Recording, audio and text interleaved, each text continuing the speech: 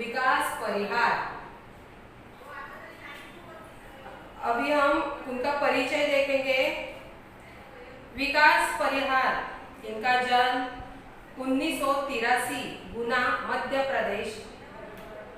विकास परिहार ने 2000 से 2006 तक भारतीय वायुसेना को अपनी सेवाएं दी। फिर पत्रकारिता के क्षेत्र में उतरने के बाद रेडियो से जुड़े।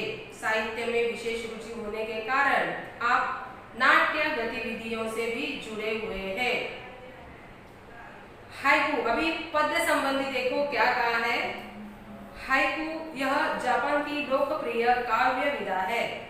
हाइकू विश्व की सबसे छोटी कविता कही जाती है। 5वें दशक से हिंदी साहित्य ने हाइकू को खुले मन से स्वीकार किया है। ये जो पूरी कविता है, इस कविता का जो अर्थ है या इस कविता में हमें क्या बताने की कोशिश की है, ये हम देखेंगे। प्रस्तुत हाइकू में कवि ने अपने अनुभवों और छोटी छोटी विभिन्न घटनाओं को अर्थवाही सीमित शब्दों में प्रस्तुत किया है। अभी ये जो कविता है, मतलब इस विधा को विश्व की सबसे छोटी कविता का स्थान प्राप्त हुआ है। ये जो कविता है, लेखक ने क्या किया है, छोटे छोटे 3 पंक्तियों में हमें 3-3 पंक्तियां देकर उसका सुंदर रूप से वर्णन किया है। विविध घटनाओं के जरिए या विविध अनुभव जो है वो उन्होंने 3-3 पंक्तियों में दिए गए हैं। मैंने क्या कहा अभी कि इस विधा को विश्व की सबसे छोटी कविता का स्थान प्राप्त हुआ है। अभी हम कविता पढ़ेंगे। घना अंधेरा, चमकता प्रकाश और अधिक, करते जाओ पाने की मत सोचो जीवन सारा। जीवन नैया मझधार में डोले, संभाले कौन। रंग बिरंगे रंग संग लेकर आया फागुन, कांटों के बीच खिलखिलाता फूल देता प्रेरणा। भीतरी कुंठा आंखों के द्वार से आई बाहर, खारे जल से धुल गए विषाद मन पावन। मृत्यु को जीना जीवन विष पीना है जीजी विषा। आगे देखो पान नंबर 16। मन की पीड़ा छाई बन बादल, बरसी आंखें, चलती 7 पटरियां रेल की फिर भी मौन। सितारे छिपे बादलों की ओट में सुना आकाश, तुमने दिए जिन गीतों को स्वर हुए अमर। सागर में भी रहकर मछली प्यासी ही रही। अभी ये जो कविता है, पूरी कविता हमने पढ़ ली है। अभी इसका हम अर्थ जानने की कोशिश करेंगे। ये जो कवि है विकास परिहार, पहले जो 3 पंक्तियां हैं उन 3 पंक्तियों में क्या कहते हैं देखो। घना अंधेरा, चमकता प्रकाश और अधिक। जब बादल घने हो जाते हैं तब क्या होता है कि अंधेरा छा जाता है। उन्हीं से एक प्रकाश की किरण हमें दिखाई देती है। इसका मतलब क्या है कि कवि कहना चाहते हैं कि हमारे जो जीवन में बहुत सारी परेशानियां हैं, अनेक ऐसी घटनाएं घटती है जिसके बारे में हम सोच सोच के परेशान हो जाते हैं। लेकिन ये जो परेशानियां हैं उनका हमें डटकर सामना करना चाहिए, ऐसा कवि कहते हैं। क्या बताने की कोशिश की है, जब अंधेरा घना हो जाता है, पूरी मतलब चारों दिशाओं में अंधेरा क्या हो जाता है, घना हो जाता है, तभी एक प्रकाश की किरण जो होती है वो उम्मीद लेकर आती है। मतलब कि हर एक समस्या का कोई ना कोई समाधान इस परिवार में, इस संसार में होता ही है। देखो कभी किसी जो बीमारी होती है उस बीमारी का कहीं ना कहीं क्या होता है, इलाज होता है या दवा होती है। मतलब जहाँ बीमारी है वहाँ इलाज है। ठीक उसी तरह से कभी क्या कहते हैं कि हर कोई समस्या आएगी तो उस समस्या का समाधान कहीं ना कहीं होता ही है। इसीलिए हमें क्या करना चाहिए, हर समस्या का डटकर सामना करना चाहिए, ना कि घबरा कर रहना चाहिए। अब यदि हम घबरा जाए तो समस्या और भी बढ़ती है।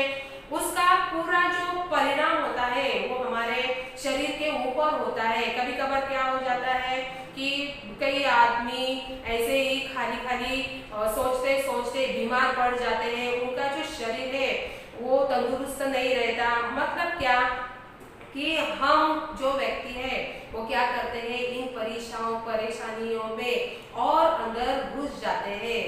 इसीलिए हर एक समस्या का कोई ना कोई समाधान होता है। इसीलिए कवि क्या कहते हैं, घना अंधेरा चमकता प्रकाश और अधिक। आगे की जो 3 पंक्तियां हैं वो देखो, करते जाओ पाने की मत सोचो जीवन सारा। यहाँ पे कवि ने बताने की कोशिश की है कि अगर हम कोई काम करें तो उस काम का जो अंजाम है उस अंजाम का हमें क्या फल मिलेगा या हमें क्या फायदा होगा, ये बात सोचनी नहीं चाहिए।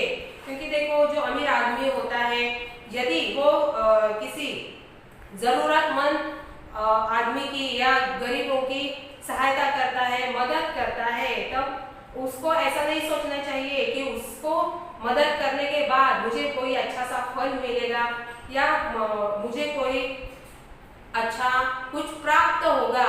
यह बात जो है वो हमें सोचना नहीं चाहिए। इसीलिए ये जो कवि कहते हैं, करते जाओ पाने की मत सोचो जीवन सारा।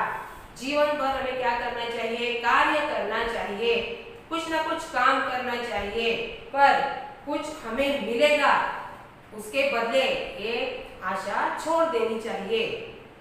आगे की जो 3 पंक्तियां हैं वो देखो, जीवन नैया मझधार में डोले संभाले कौन। ये जो हमारा पूरा जीवन है ये एक मतलब पूरा जीवन हमारा सागर रूपी संसार में डगमगा रहा है, यहाँ वहाँ भटक रहा है, तब हमें ही अपने आप को संभालना चाहिए। हमें किसी का इंतजार नहीं करना चाहिए कि कोई आएगा और मेरी सहायता करेगा, क्योंकि इस दुनिया में कोई ऐसा नहीं है कि किसी को ऐसे ही मदद करता फिरे। इसीलिए हर एक व्यक्ति को क्या करना चाहिए, अपनी मदद खुद करनी चाहिए, अपनी सहायता खुद करनी चाहिए।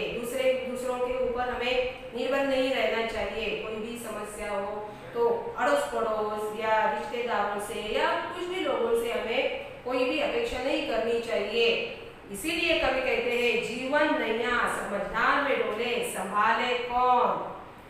क्या कहा है कि हर एक समस्या का समाधान हमें ही ढूंढना होगा। आगे की जो 3 पंक्तियां हैं वो देखो, रंग बिरंगे रंग संग लेकर आया फागुन। ये जो फागुन महीना है, इस फागुन महीने में देखो क्या होता है कि चारों ओर हरियाली ही हरियाली हमें नजर आती है। फागुन महीना अपने साथ बसंत के विविध रंग लेकर अपने साथ आता है। यह महीना अत्यंत महत्वपूर्ण, उत्साहदायक और उल्लास रहित होता है। इस महीने में क्या होता है, हर एक व्यक्ति को आनंद प्राप्त होता है। ये जो महीना है वो हर एक व्यक्ति को महत्वपूर्ण है, क्योंकि इसी महीने में देखो जब हम खेत देखते हैं, खेतों में क्या होता है, सरसों के जो छोटे छोटे पीले रंग के फूल होते हैं, उस पीले रंग के फूल को देखकर ऐसे लगता है जैसे जमीन ने अपने आप के ऊपर पीले रंग की चादर ओढ़ ली है।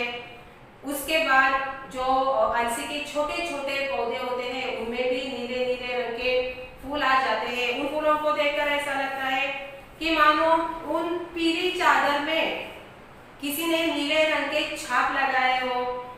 और हमें क्या नजारा देखने को मिलता है कि जो पलाश के बड़े बड़े फूल होते हैं लाल रंग के, अभी उन वनों को देखकर, दूर से जब हम उन वनों को देखते हैं तो हमें ऐसा प्रतीत होता है कि उन वृक्षों से, उन पेड़ों से आग की लपटें निकल रही हो, मतलब ऐसा हमें प्रतीत होता है।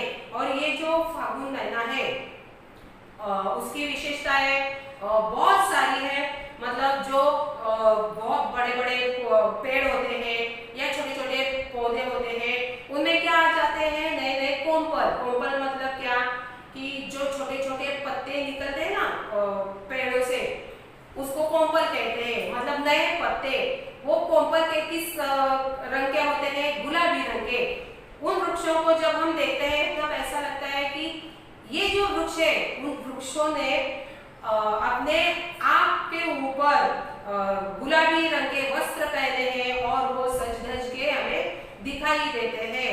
मानो चारों तरफ जो प्रकृति है, प्रकृति में चारों तरफ हरियाली हरियाली नजर आती है, और तो और चारों तरफ रंग बिरंगे रंग भी हमें दिखाई देते हैं। और भी विशेष इस फागुन महीने की है, जैसे कि होली का त्योहार। होली का त्योहार भी इसी महीने में आता है। अभी ये जो होली का त्योहार होता है, उस होली के त्योहार में लोग देखो क्या करते हैं, एक दूसरे का दुख दर्द भूलकर एक दूसरे को रंग लगाते हैं, उस गुलाल में रंग जाते हैं। इसलिए प्रकृति में क्या नजारा दिखाई देता है कि चारों तरफ रंग बिरंगे रंगों से ये प्रकृति सजी धजी हमें दिखाई देती है।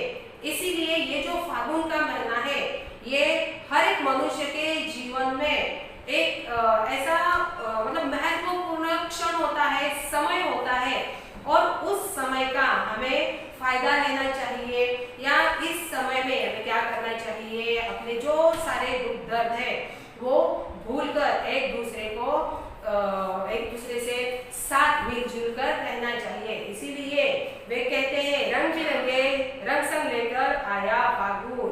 मतलब इस फागुन महीने में क्या हो जाता है, बसंत के विविध रंग वो फागुन महीना अपने साथ लेकर आता है, और इसी का ये जो समय होता है वो हर एक मनुष्य के लिए महत्वपूर्ण होता है। आगे की जो 3 पंक्तियां हैं वो देखो, कांटों के बीच खिलखिलाता फूल देता प्रेरणा। अभी ये जो गुलाब का फूल होता है वो देखो कांटों के बीचों बीच उगकर वो हंसता है, खिलखिलाता है। मानो वो हमें कुछ ऐसी प्रेरणा देता है कि कितनी भी समस्या आ जाए, कितनी भी संकटें आ जाए हमारे ऊपर, हमारे जीवन में, उस समस्या का हमें खुद ही डटकर सामना करना चाहिए। जैसे कि फूल क्या करता है, उन कांटों के बीचों बीच वो उगकर लोगों को हंसकर दिखाता है। मतलब लोगों को वो सीख देता है कि देखो, जैसे मैं समस्या से जुटकर वो समस्या पार कर कर जैसे खिलता हूँ, ठीक उसी तरह लोगों को भी क्या करना चाहिए, हर एक समस्या का समाधान ढूंढकर या उस समस्या से डटकर सामना करके अपना जीवन आनंदमयी करना चाहिए। इसीलिए कवि कहते हैं कांटों के बीच खिलखिलाता फूल देता प्रेरणा। अभी देखो प्रकृति में हर एक चीज होती है कि वे क्या करते हैं, हमें कुछ ना कुछ सिखाती है। मतलब प्रकृति भी हमारा गुरु होती है। जो जो कुछ प्रकृति से हमें सीखने को मिलता है उसे हम क्या कह सकते हैं, हमारा गुरु कह सकते हैं। मतलब जिन भी वस्तुओं से, बातों से, कुछ भी ऐसी जो घटनाएं हैं उनमें से हम कुछ ना कुछ अच्छा सीखते हैं, इसको हम क्या कहेंगे, उसको हम अपना गुरु मानते हैं। जैसे कि नदी देखो, नदी क्या करती है, पहाड़ों से गिरकर, पत्थरों को टकराकर, या बड़े बड़े वनों को पार कर कर, या जंगलों को पार कर कर अपने सामने, अपने बीच में जो भी कुछ कठिनाइयां आती है, समस्याएं आती है, उन कठिनाइयों का सामना करके नदी हमेशा क्या करती है, बहती रहती है। वो कहीं एक जगह जाकर ठहरती नहीं। इसी से हमें क्या सीख मिलती है कि मनुष्य को अपने आप को क्या करना चाहिए, ऐसे प्रभावशाली बनाना चाहिए या बलवान बनाना चाहिए, ताकि मनुष्य क्या कर सके, अपनी समस्या खुद उस समस्या का समाधान ढूंढ सके। इसीलिए कवि कहते हैं कांटों के बीच खिलखिलाता फूल देता प्रेरणा। ऐसी बहुत सारी प्रकृति में चीजें होती है जो हमें कुछ न कुछ सीख देती है। वो क्या करते हैं, हमारा मार्गदर्शन करते हैं, हमारा वो मार्गदर्शक बन जाते हैं। सही मार्ग दिखाने की छोटी छोटी जो चीजें हैं वो हमें दिखाई देनी पड़ती है। अभी आगे का जो भाग है हम अगले वीडियो में पढ़ेंगे। तब तक के लिए नमस्कार।